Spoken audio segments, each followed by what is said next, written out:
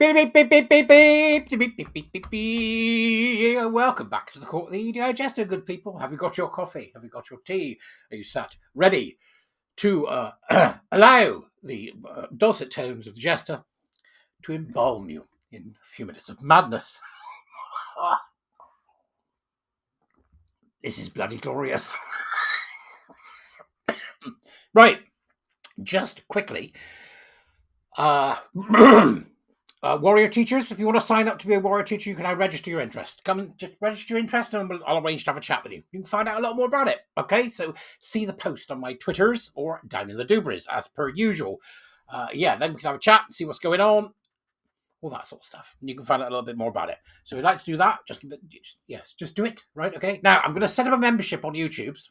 On the YouTubes for a quid, because I had that fantastic conversation with somebody who said, look, I'd like to help you, but all I can do is give you £1 a month. I thought, right, okay, I'll do it for you then, in fact, that's what you want to do. I think it's very nice that they asked. So I have done, will do, and in the next few days you'll see it come up. Anyway, that's by the by. Yesterday, you remember, I put out that stuff about the revolting BBC homophobials, which they've been, with some LARPing woman, Seen in journalism, the Scene Network in journalism. Find them on Twitter because they've been writing to them and they've come back with all sorts of bull crap about inclusion. Yeah, we'll include deranged women who think they're men. So go and have a look. It just sort of updates you on what's happening. It's rather interesting. But I found this. I can't believe it. You know how I like a good we the undersigned.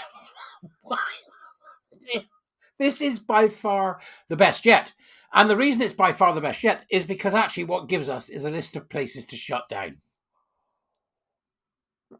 I've rattled on for ages about the fact that academia is a bloody pain in the arse, and here it is actually written down and described for me in detail. Now, it's not just that. These are courses that have to go. They have to go. End of story, right? This is what should happen. It should go. Now, the worrying thing is UKRI recently, which is the United Kingdom Research and Innovation Fund, have said that 20% of it has to go to EDI. If you don't know anything about that yet, go and do a bit of digging because that will interest you because I've covered it already. They get 7.9 billion a year. 20% of that spent on EDI, right? Get your head around that. So 7.9 billion times 10% is what? Oh, I don't know. 79 million.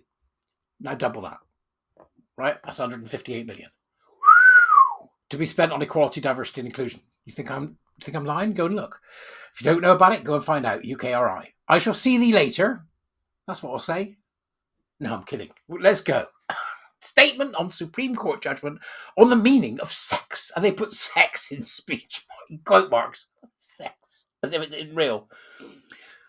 And then you can sign the statement on behalf of your centre, network, or group by using a form that they've left open to anyone, I think. So perhaps that's the thing. We are leaders of centres, right? Wait for it. We are leaders of centres of research groups and networks of scholarship, teaching, learning, and expertise in gender, feminist, women's, and sexuality studies across the UK. Nobody's an expert in any of those. We are dismayed by the recent Supreme Court judgment on the meaning of sex in the Equality Act 2010. This judgment, which states that sex for the purpose of the act refers to the sex of a person at birth. I would imagine the teeth must have been grinding together while we were writing this. Was handed down after a refusal to hear testimony from legal experts on gender reassignment or from trans, non-binary or intersex people. That's just not true. The Supreme Court does not hear from individuals. And nobody else applied. You know why nobody else applied? Because it's bullshit. Right?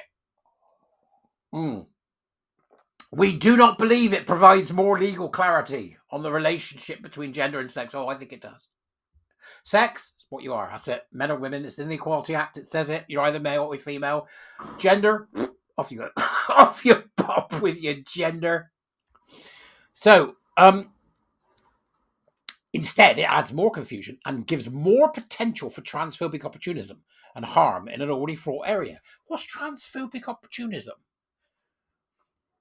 Does that mean that you hide, like in a bin or a doorway or under a sheet, and you wait until one of these loons walks by, and then you pop out from behind your cover and shout, "Gusset fumbler." Is that what transgender transphobic opportunism is? And harm in an already fraught area. I suppose they would call me a transphobic opportunist. Right. We are also deeply concerned by responses to the judgment by the Equality and Human Rights Commission and organisations such as British Transport Police. So they're deeply concerned that their boondoggle is being rolled back. We are deeply concerned that our funding may be affected. We are deeply concerned that the game is up. We are deeply concerned that people have seen that we're full of shit.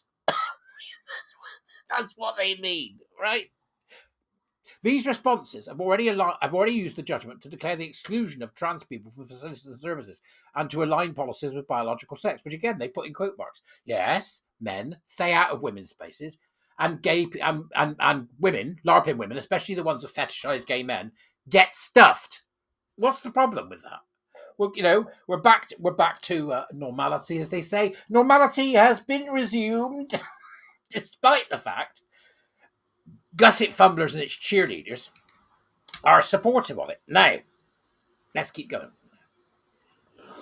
Such responses would expose trans, non-binary, gender non-conforming, and intersex people to forced outing. Have you noticed they've started using the words gender non-conforming again?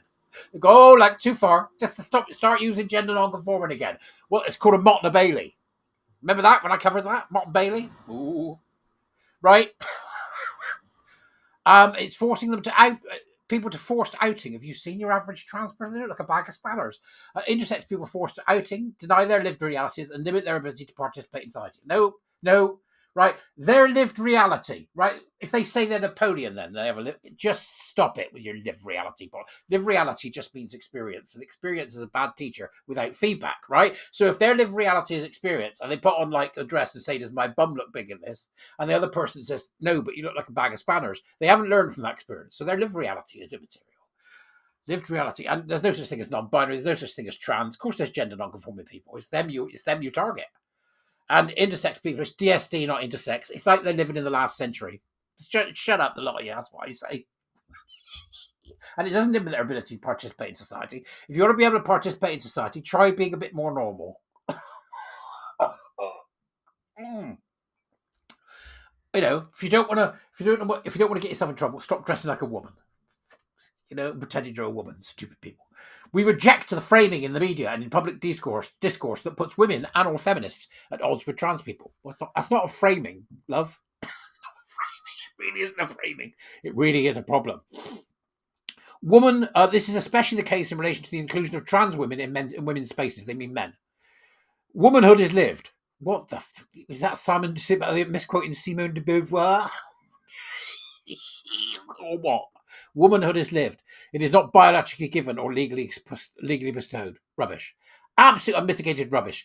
The rights of trans people and the rights of cisgender women are inherently connected. No, they aren't. No, they're only inherently connected in one way. They're both human and they're both sexed. One male, one female. Get it? As academic experts, you've just written all that shit. You call yourself an expert. As academic experts on sex and gender, we do not agree that biological sex is self-explanatory. Jesus Christ! See, this is how mad they are. Absolutely insane. As feminists, we see the weaponization of women's safety to vilify and exclude trans people as shameful. Not feminists, then, are you? Feminists center men. It's not difficult. We view this judgment and the damaging responses to it as part of a broader trend of backsliding on equality. Yep, it wasn't ever about equality, it was about special privileges. And we ain't setting up a priestly class to please your academic ass. Oh, that's good. Get it going. We shan't set up a priestly class to satisfy your academic ass. It's just nonsense. It will harm all marginalised groups, will it? Why? How? How does telling men no harm other marginalised groups? How does telling entitled narcissistic women no? How does that marginalised groups get off? Get in the bin. It's just EDI bullshit, and expose all gender non-conforming people to exclusionary violence. What? Including cisgender non-conforming women. They are literally insane. Discrimination does not exist in isolation. No, you know, if you're going to really be discriminated, which will be the absolute exclusion from society, all you got to do is break a law, which lots of these trans people do, or behave in such a manner that society wants nothing to do with you, in which case society goes, okay, we're done with you. We're not going to have anything to do with you because your behavior is so extreme and you're so weird, in which case you will get excluded. It's no wonder they're going to get excluded, isn't it? Really? Really? Discrimination does not exist in isolation. No, it comes along with discernment, right? To discern. What's wrong with letting the trans woman in your toilets? He's 6'2" and his left bollock's hanging out his knickers. Well, why is that a problem? Because I'm discerning. All right? Forget discrimination. It's got nothing to do with discrimination. It's discernment. Right? What's wrong with this strange, skinny, big-hipped, small-hand creature pretending to be a bloke being in your gay male space? Because I'm discerning. That's why. I'm not discriminating. I'm being discerning. Everyone's bodily autonomy is put at risk by the anti-scientific elevation of biological sex. This is surreal. The anti-scientific elevation of biological sex as a self-evident category. It is a self-evident category, you absolute tossers. Which will ultimately be policed by intensified regulation of the borders of gender expression. No, it won't. It won't at all. It won't. It won't. It honestly won't. Right?